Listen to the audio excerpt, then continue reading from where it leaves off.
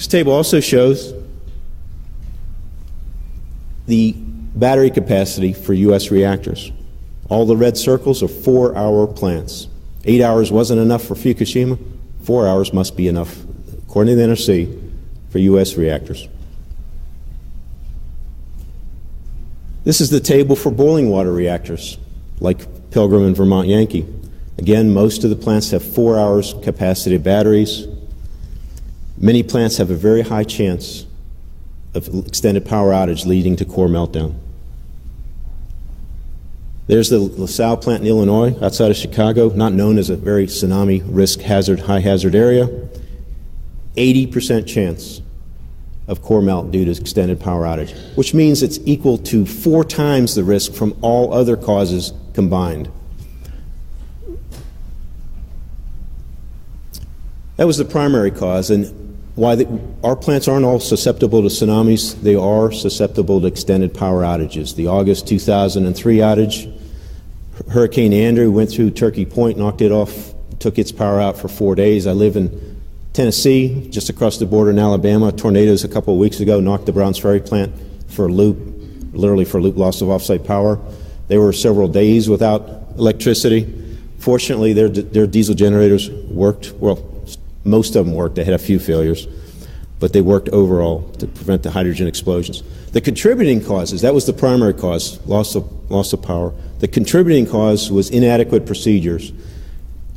While I worked for the NRC, I taught emergency procedures to NRC inspectors. These are some of the charts we used to train them. These are identical to the ones that are used by the operators at Pilgrim, Vermont Yankee, and boiling water reactors in the United States. They provide a lot of information on how to deal with power control, water level inside the reactor vessel, and pressure inside the reactor vessel for all kinds of various scenarios. But that really only works when the accidents follow the script. All of this is based on the assumption that we get power back within 4 hours, because that's what we assumed. So therefore, by fiat, power is restored within 4 hours.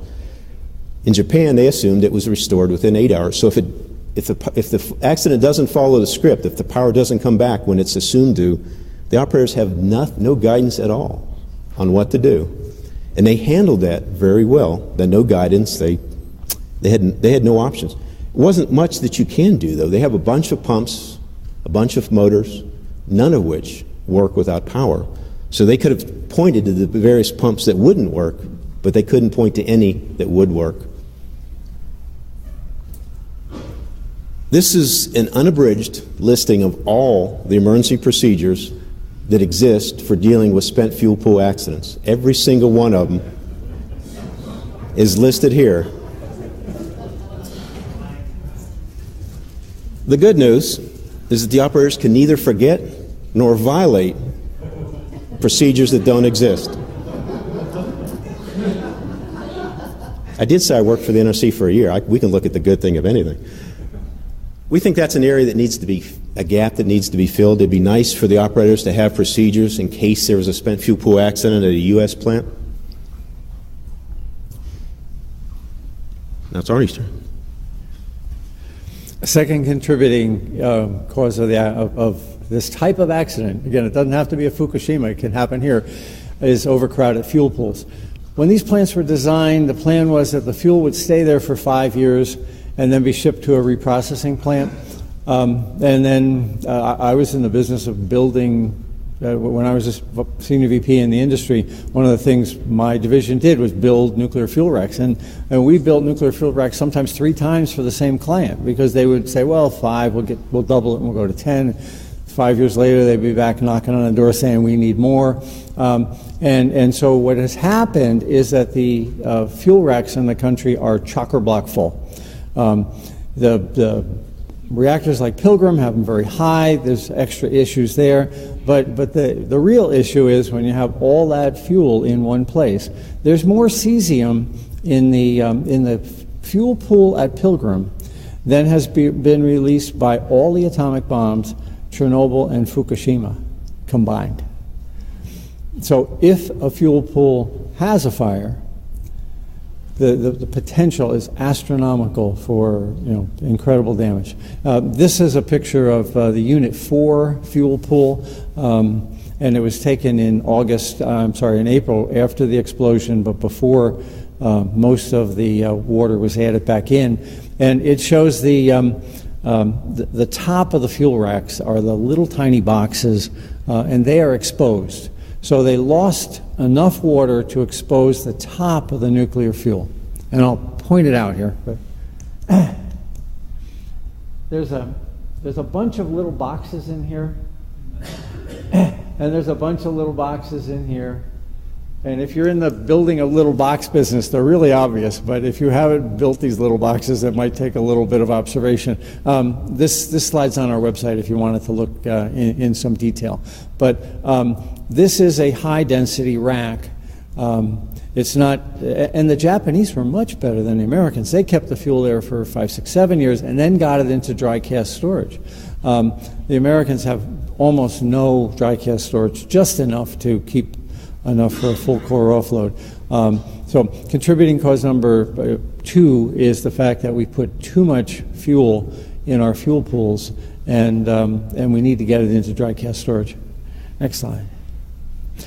The third cause, and this is finally becoming discussed, even if the diesels hadn't flooded, Fukushima would have failed anyway, because the diesels have their own cooling pumps called service water pumps, and they're right on the water.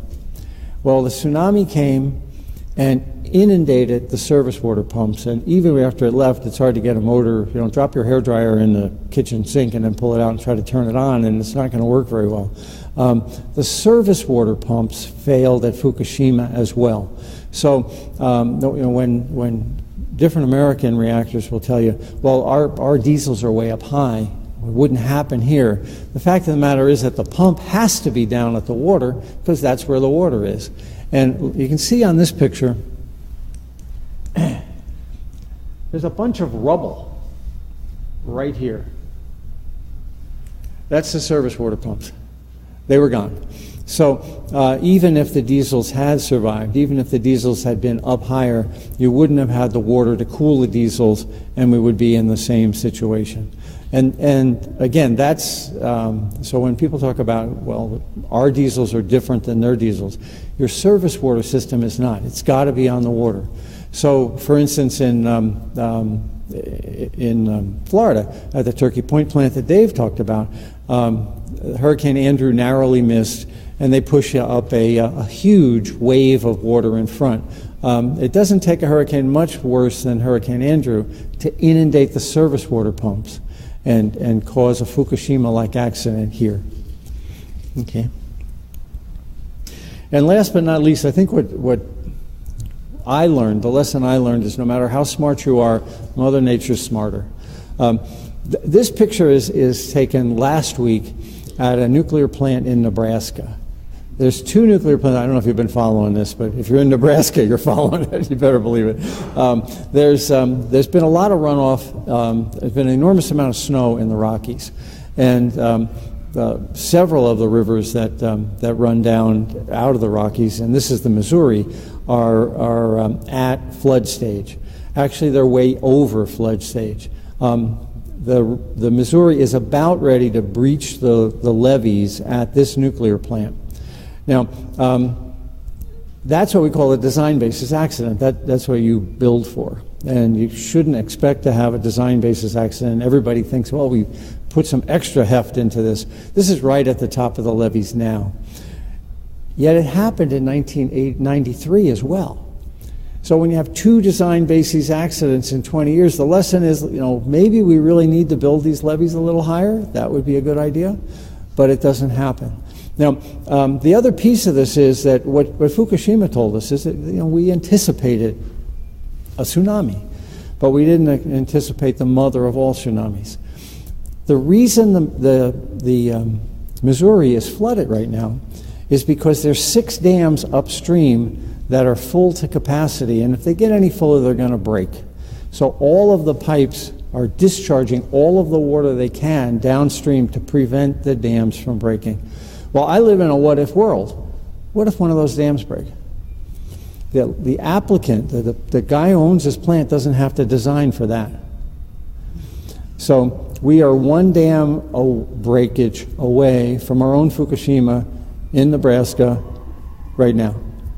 Now, here, you guys had the Cape Ann earthquake. I don't know if you remember that, back in 1690 or something like that. It leveled Boston. And don't think that the Cape Ann earthquake is the worst that you can expect. I mean, Mother Nature's teaching us here that she can throw stuff at us. It's a lot more difficult than we've anticipated. Yet the New England plants are designed as their design basis earthquake is Cape Ann.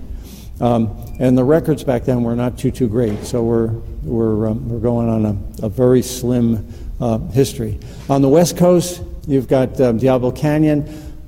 3 miles offshore is a fault that they discovered after they built the plant. But it's grandfathered in because they discovered it after they built the plant. And down the coast is San Onofre, and the tsunami wall there is 9 meters or about 28 feet. I think we need to reevaluate.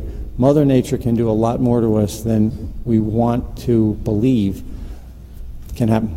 Okay, Dave, yours. Okay, after laying what some of the problems are, what we need is NRC in action. Oops. NRC in action, sorry. Whoops. Okay. Yeah, we need NRC, and we need 3 words. NRC in action is what we need. It's difficult to get. I've worked for UCS for 14 years, and it's very difficult. And having worked for the NRC, one of the problems I left was that there wasn't enough action. It wasn't stress that was a problem, it was shelf life. It's not real strenuous work working for the NRC. This is a schematic of a pressurized water reactor. What I want to talk about here is some of the safety problems the NRC knows about that they're not fixing at U.S. reactors, putting you in elevated risk. They've known about it. This first problem I'm going to talk about, they first warned the president about it a few years ago. The president they warned was Jimmy Carter, and the problem has still not been fixed. It's not Jimmy Carter's fault. I believe it's the NRC's fault. The problem is, in a pressurized water reactor, if a pipe breaks that's connected to the reactor vessel, the water inside the cooling the reactor escapes through the broken pipe very rapidly. The initial response for the system is to put a high-pressure tank of water that has nitrogen pressure above it that rapidly injects that water into the piping to replace the water that's escaping out through the broken pipe. That initial makeup water gives enough time for the pumps to automatically start on the left to transfer water from a tank out back into the reactor vessel to replace the water that's flowing out both ends of the broken pipe. At some point, that tank outside is going to empty. So the next step is to take the water that's collecting in the basement of the reactor and send that through the same pumps, just realign where they're getting their water, to send that back in to cool the reactor. It spills out through the broken pipe, ends back up in the basement, and you just recycle that water to cool the reactor. The problem that the NRC has known about is that the violence of water jetting out the broken ends of the pipe scours paint off walls, coating insulation off piping, and any other loose material in the way, and carries it down into the basement where it clogs the screens, just like here in a bathtub drain, and the water stays in the tub instead of getting to the pumps. The NRC knows about that since they warned President Carter in 1978. This is an NRC study of what's the chances of this happening at the 69 pressurized water reactors in the United States. The red boxes, according to the Sandia National Lab, is very likely to cause a reactor meltdown at U.S. reactors. I'll speed this up a sec. A mere 53 of the 69 reactors are very likely to have this meltdown if there's an accident. 53 out of 69 since 1978. The good news is that the NRC has asked plant owners to fix this problem, giving a toaster oven to the first one who did it, which turned out to be Davis Besse for other reasons. But many of the reactors are now fixed. They've put larger screens inside the containment so it takes more debris to clog it.